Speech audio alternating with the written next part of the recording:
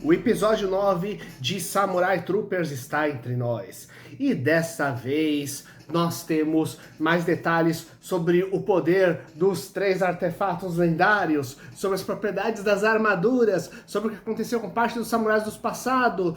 E vamos contar tudo isso aqui, começando pelo fato de que com os acontecimentos dos últimos episódios, somado aos do atual, nós temos a ideia de que, na verdade, o dono do orfanato, o professor, na verdade, ele era um monge guardião dos 3 artefatos sagrados, e podemos até pensar até onde, como ele era dono de um orfanato, não era tanto, talvez, uma forma de achar crianças que pudessem ser samurai, ter o dom já de pegar e lidar com os poderes elementais das forças de samurais. Lembrando que, como foi mostrado, tivemos praticamente 4 gerações de guerreiros diferentes, né? E algumas quase se sobrepondo uma da outra. Então não é do tipo, tem 5 guerreiros apenas naquela geração capazes de usar a armadura. Não, é um monte de gente que tem aquela habilidade e que basta eles serem não apenas selecionados, mas terem suas virtudes devidamente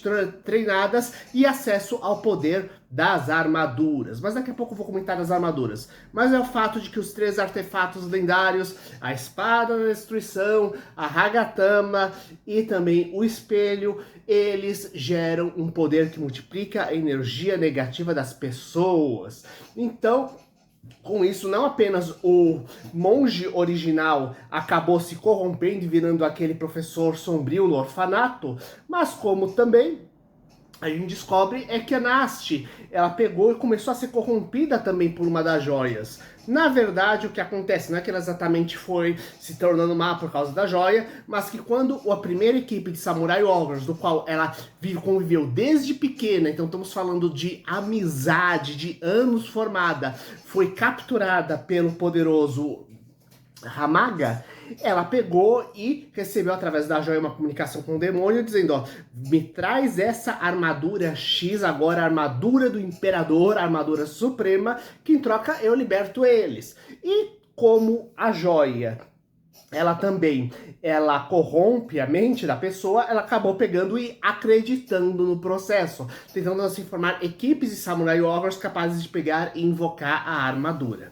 Lembrando uma coisa importante, na série original, inclusive é bem legal que a tentativa de invocação da armadura acontece logo no início desse episódio, né? Mas na série original, bastava os 5 guerreiros estarem devidamente alinhados para ativar o poder supremo da armadura suprema, né?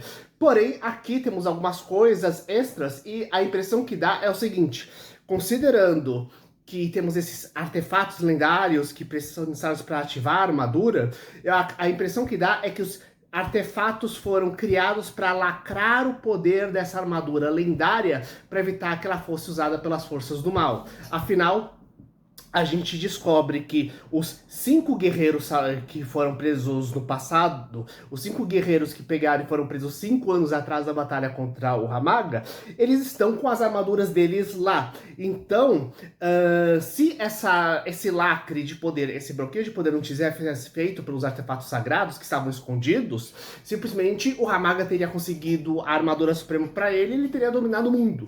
Então vamos pensar até onde esse lacre foi criado justamente para evitar que alguma coisa do tipo acontecesse. Lembrando que a armadura suprema, aparentemente, ela tem um poder gigantesco e aqui é mostrado que se os artefatos em si, eles já são extremamente poderosos, como a armadura da destruição, o espelho, cada um deles capaz de eliminar quase instantaneamente um adversário do nível dos 10 generais malignos do Hamaga, imagina a armadura que eles estão lacrando, né? Além disso, uma coisa bem interessante é que é colocado como o tigre, o Baikan, o antigo que era traduzido como fogo branco na série anterior aqui. Então, esse tigre espiritual, esse animal protetor, ele também, teoricamente, ele parte do processo para destrancar a armadura. E isso tá ligado justamente também à primeira temporada, a temporada anterior dos anos 80, que eu comentei com vocês aqui, onde esse tigre ele também tem uma armadura lendária própria, e que essa armadura também entra em sincronia com a armadura lendária, capaz de dar um par de espadas gêmeas com poderes absurdos também, né? Então faz sentido o tigre estar aqui. Bem, eles não conseguem invocar essa armadura lendária logo de cara, mas é mostrado que ela só vai ser invocada quando as armaduras estiverem no seu nível supremo. E, para isso, eles têm que pegar e conseguir ativar o poder lendário de cada armadura. Então, além dos ataques especiais, isto é, os ataques normais dos guerreiros quando eles ativam suas armaduras, têm poderes elementais. Cada um tem um grande ataque especial principal.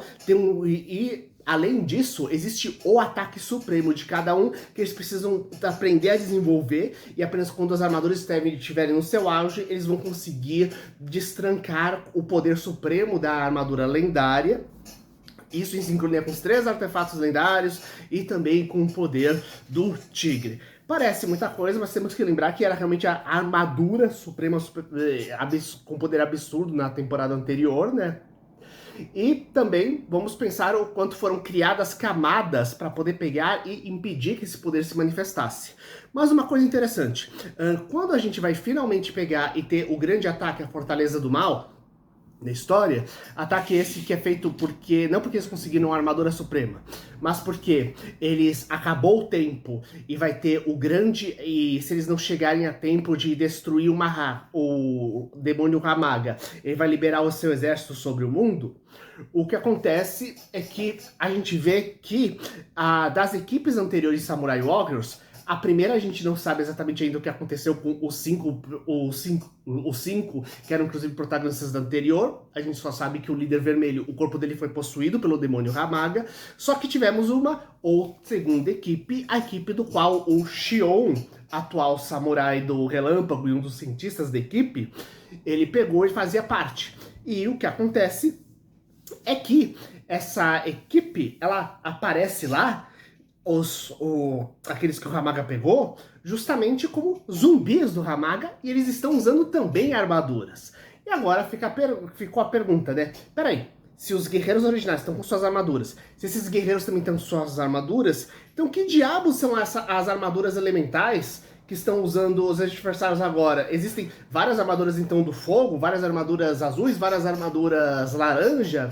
Então, aquilo que dá a entender é o seguinte, aquilo que foi comentado nos episódios anteriores é que o Shion, ele criou um artefato, mas precisamente que a gente vê que inclusive os vilões também têm, né? Então, na verdade, ele replicou, não exatamente que ele criou, o artefato bracelete, que é capaz de pegar e invocar o poder das armaduras. Então, isso dá a entender que as armaduras não são simplesmente uma coisa física. As armaduras são poderes lendários que podem ser invocados e que se manifestam na forma de armadura. O que o Shion fez foi capaz de criar um artefato, replicar um artefato capaz de lidar somente com esses poderes lendários, né? Então, isso faz com que, na prática, o que acontece é que cada geração, cada pessoa, quando invoca a sua armadura, ela tem características próprias ligadas com aquela pessoa. Então, não é que existem várias armaduras do fogo, várias armaduras da água, várias armaduras do céu. Na verdade, existe um único poder, só que ele é invocável. E quando você invoca ele, você vai ter a sua própria versão daquela armadura enquanto você estiver utilizando. Então, o que é interessante, porque, novamente, puxa um pouco para a questão do quadrinho, onde é comentado que a armadura suprema, a armadura branca, ela, na verdade, ela não é uma fusão das armaduras, mas ela é uma entidade em separado que você invoca usando o seu poder. E a gente pode pensar até onde as demais armaduras também não são, as dos heróis, teriam característica similar, diga-se de passagem.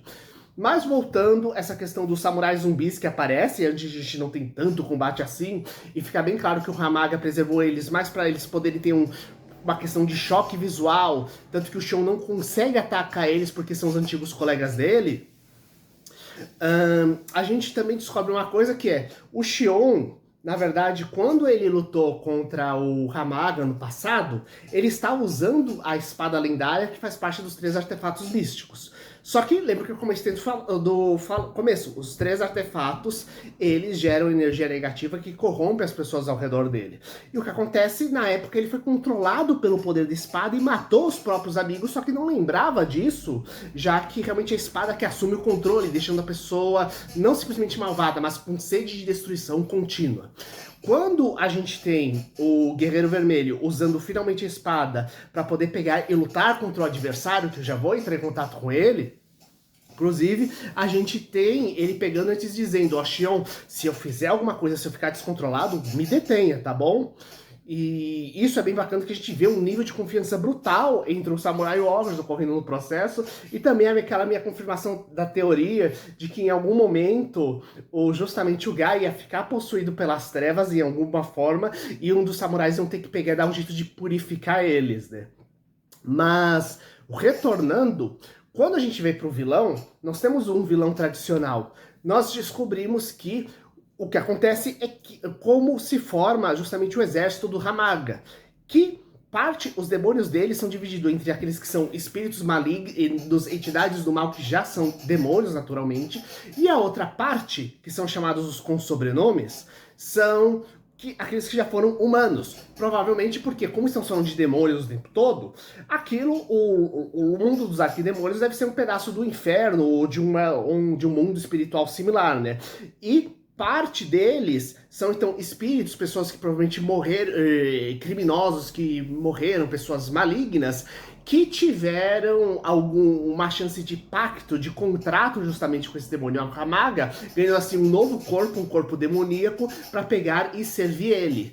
E essas pessoas são justamente aqueles que o Hamaga está sacrificando para energizar o filho, para criar o corpo supremo com o qual ele vai pegar e dominar o mundo, né? E parte desse pessoal resolve se revoltar contra o Hamaga. E a gente vê que o Hamaga tem um poder absurdo, né?